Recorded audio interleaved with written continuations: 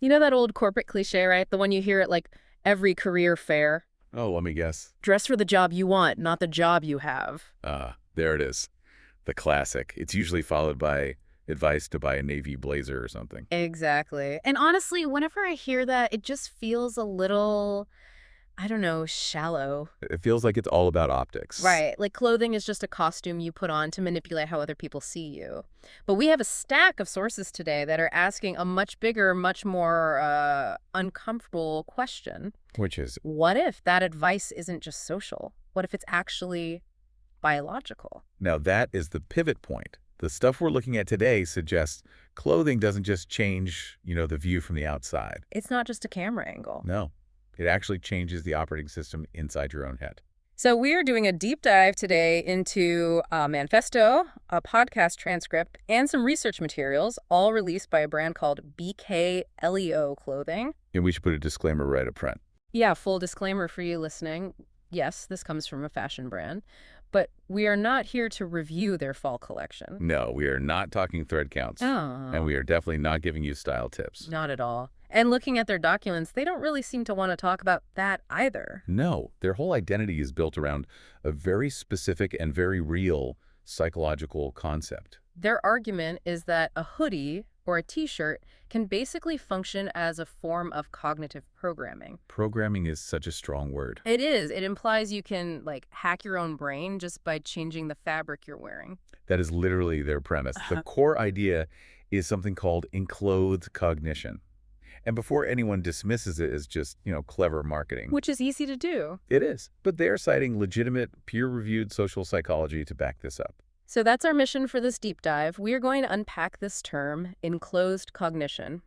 We'll look at the specific studies and then analyze how BKLEO is applying this to what they call wearable affirmations. We're basically asking, can a t-shirt really act as a life coach? Or, as they put it, can it be armor? It's a fascinating mix of hard psychology and, streetwear. Let's start with the science, because I think that's where the skepticism naturally kicks in for most people. Absolutely. Enclosed cognition. It sounds so academic.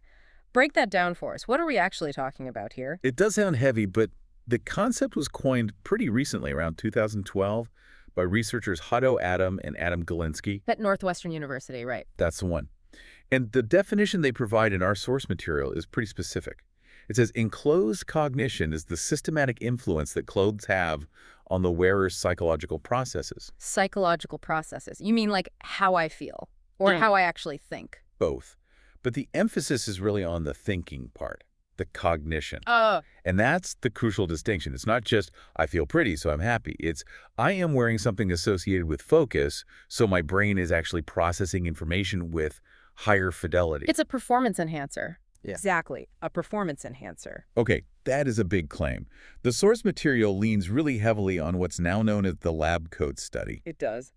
I vaguely remember hearing about this years ago, but walk us through the actual methodology here, because the details really matter. They really do. So, in the experiment, researchers took a group of participants and gave them all a standard white lab coat. Okay, same coat for everyone. Same physical object. But they split the group. They told half the people this is a doctor's coat. Okay, so they're priming them with that identity. Doctor. Exactly. And we all have these deep associations with doctors: competence, attention to detail, focus. Yeah. Then they told the other half of the group, this is a painter's artistic smock. Same coat, just a different story. Same coat, totally different narrative. Then they gave them a series of tests, specifically attention tasks. Like what kind of tasks? One was the Stroop test. It's where you see the word red, but it's written in blue ink, and you have to name the color of the ink. Oh, right. That's really hard. It requires you to, suppress your first instinct. Intensely. You have to focus. So the results. The people who thought they were wearing a doctor's coat performed significantly better. Their sustained attention went up. Their error rates dropped. Just from believing it was a doctor's coat, that's wild. It wasn't the comfort or the fit or anything physical. It was entirely the symbolic association the wearer held in their mind. It was the story. It was the story. But, and this is a huge but, that the BKLEO text highlights, there was a third condition. Okay. In some versions, they just put the doctor's coat on a table in front of the participant. They said, look at this doctor's coat, but they didn't let him wear it. And what happened? No effect. Nothing. Interesting. So just seeing the symbol of success isn't enough? No. You have to embody it. The source text explains this is the core of it all. Hmm. It requires two things at once. Yeah. One, the symbolic meaning of the clothes, and two, the physical experience of actually wearing them. You have to literally put the identity on your body. So in theory, if I walked around in a firefighter's uniform, I might actually feel more brave. If your brain deeply associates that uniform with bravery, then yes. The data suggests you'd embody that trait more readily. But here's the problem, and this is where BKLEO comes in. I can't walk into a board meeting or a coffee shop wearing a lab coat. You'd look insane. I'd look completely insane. I wouldn't get the job. You would not. So the BKLEO hypothesis is taking this lab coat effect and asking, what happens when we apply it to the clothes we actually wear? The hoodies, the gym gear. The street style. They argue that if a doctor's coat programs attention, what is your current wardrobe programming? That's a very disturbing thought. Right. If you're wearing old sweatpants that you associate with lazy Sundays, are you accidentally programming your brain to be lethargic? I'm looking at my own outfit right now and suddenly feeling very self-conscious. It's a valid question. BKLEO calls their philosophy fashion as fuel. They're explicitly trying to move away from the idea of trends. Yeah, I caught that in the manifesto. They say trends are about seasons, summer, fall, winter, but they design for seasons of growth. Which, you have to admit, is a pretty clever line. It is, but what does it mean in practice? It means they see the outfit as an intervention, a tool. The source text paints this really specific picture of a morning routine. Okay, let's walk through it. So you wake up, alarm goes off, you're groggy, you didn't sleep well, you've got that big presentation or a tough conversation ahead. And the self-doubt is already starting to creep in. Exactly, that internal monologue. I'm not ready for this. I just want to stay in bed. Yeah. The classic, I don't want to adult today feeling. We have all been there. Right. And normally getting dressed is just passive. You grab whatever's clean. But BKLEO suggests this is a strategic moment. In their world, you reach for a shirt that has a specific code on it. Let's say it's their shirt that says, not human, willpower.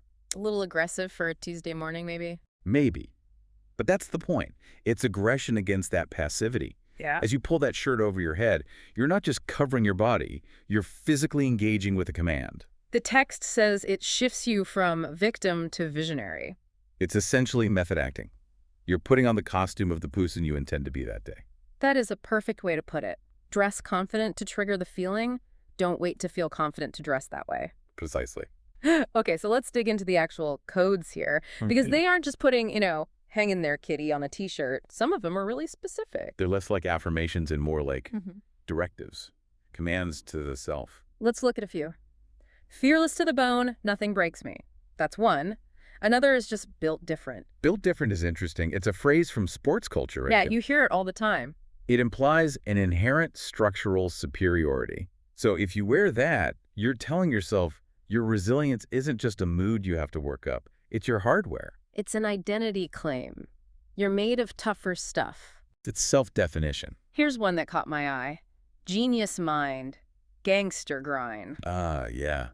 That's a fan favorite according to their data. It's such a weird mix, isn't it? Genius and gangster. Well, I think it addresses a specific insecurity a lot of high performers feel. You feel like you have to choose. You're either the smart intellectual person or you're the street smart hustler. Right. The slogan says you can be both. It says, I have the intellect, but I also have the grit. It integrates those two sides. It's permission to be multifaceted. I like that. And then you have ones more about recovery. From dust, I rise, reborn with purpose.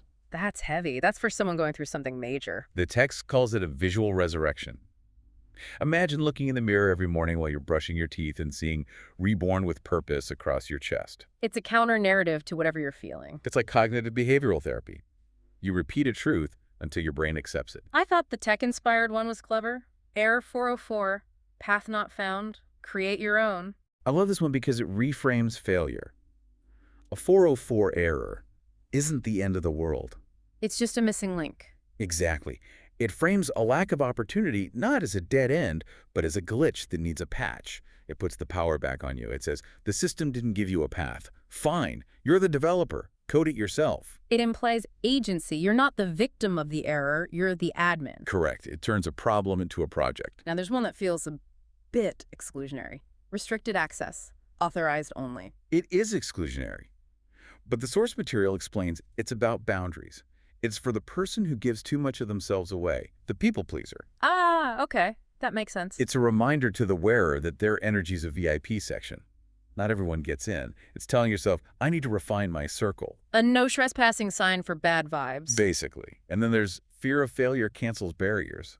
That one's a bit of a mind bender. It is, because usually we think fear creates barriers. It's a flip. It suggests the act of facing the fear is what dissolves the barrier. The obstacle is the way. So looking at all of these bones of a king, built different, the common thread is they're aggressive. They are not live, laugh, love. Definitely not. Live, laugh, love is passive. These are active combat instructions for your psyche. And the brand is clear. These slogans aren't primarily for other people to read. The primary audience is the person in the mirror. Exactly. The goal is to speak life over your own day. Which brings us to the real-world impact. Does this actually work? Is there data? Yeah, we don't have a peer-reviewed study on these specific shirts, but they provide some internal metrics. They talk about a tribe of over 12,000 customers worldwide. That's a decent sample size. It is. But the number that really stood out to me was the 91% recommendation rate. In clothing, that's unusually high. Usually you recommend a shirt because it's soft, not because it changed your mindset. Exactly. But the testimonials they highlight aren't about the fabric. They're about the feeling. There was that one story about the job interview. I found that really compelling. The restricted access story. Yeah, because conventional wisdom says you wear a suit and tie to an interview. You don't wear a streetwear tee that says restricted access. Right. But this customer was dealing with severe imposter syndrome. They felt like they were begging for the job. So they wore that shirt, I think, under a jacket. And what changed? They reported that they walked in feeling like they already belonged. Wow. It shifted the dynamic from please hire me to I'm a valuable asset. Let's see if this is a good fit. That's a massive psychological shift. That's the difference between desperation and confidence. And it goes right back to the lab coat. The shirt made them feel authorized, so they behaved like someone who was authorized. And there was another one about using built different for just the daily grind. Yeah, as an anchor. The text uses the word armor a lot. One customer quote is literally, BKLEO isn't just clothing, it's armor. Armor implies you're under attack. Well, aren't we? Stress, anxiety, negative news cycles, self-doubt. The expert in the text argues that when you shift what's on the outside, you awaken something on the inside. It's a physical touchstone. Exactly. When you start spiraling at 2 p.m., you look down at your sleeve, you see the message, and it snaps you back. It's like outsourcing your willpower. That is a great way to put it. Willpower is a finite resource. These clothes act as a battery pack. They hold the intention for you. I do want to push back on this just a little. Is there a danger of this just being a placebo effect? It only works because you think it works? Almost certainly. Mm. But in psychology, the placebo effect is a real effect. If believing the sugar pill cures your headache actually cures it, well, the headache is still gone. The result is real. The result is real. Enclothed cognition is basically a scientifically induced placebo. It's a hack. So we've gone from the lab coat, study proving symbols on the body change brain function, to this modern idea of wearing your mission. Yeah, it creates a bridge between how you feel now, which might be scared, and how you want to feel, which is brave. The brand has this call to action that I thought was pretty sticky. Don't just pick something to wear, pick something that speaks for you. And speaks to you. That's the key. Right. And I like that they didn't say, buy our entire collection to fix your life. No, they actually say you don't need 20 new outfits. They suggest finding just one message. One phrase that counters your specific struggle. Exactly. Intentionality is the whole game. If you're risk-averse, maybe you get the why not tee. Or if you're healing from something, you get building my best self. It's prescriptive. It's treating fashion like a pharmacy. It really is. It turns the closet into a medicine cabinet for the mind. And it makes you an active participant. You're not just letting the day happen to you. You're dressing for the outcome you want. So pulling this all together, what's the takeaway for someone who isn't necessarily going to go out and buy one of these shirts? I think the lesson is intentionality. Most of us dress unconsciously. We treat clothing as either utility to stay warm or vanity to look good. We need to start treating it as strategy. That 5 minutes in the morning in front of the closet, that's the strategy session. You are deciding who you're going to be for the next 12 hours. Who am I going to be today? And then grabbing the fabric that matches the answer. That's it. It's about alignment. We're coming to the end of our deep dive here. We've covered a lot of ground, from Northwestern University labs to the gangster grind of streetwear. It's a compelling argument for taking style seriously, not as something superficial, but as a performance tool. It definitely makes me want to rethink my own wardrobe. Me too. I think I have too many lazy Sunday shirts and not enough visionary shirts. I think we all do. Now, before we sign off, I want to leave you, the listener, with a little homework, a micro experiment. Let's hear it. We talked about clothing as a psychological uniform. I want you to literally look down right now at what you were wearing. This is the moment of truth. If your outfit could talk, what instructions is it giving your brain at this exact moment?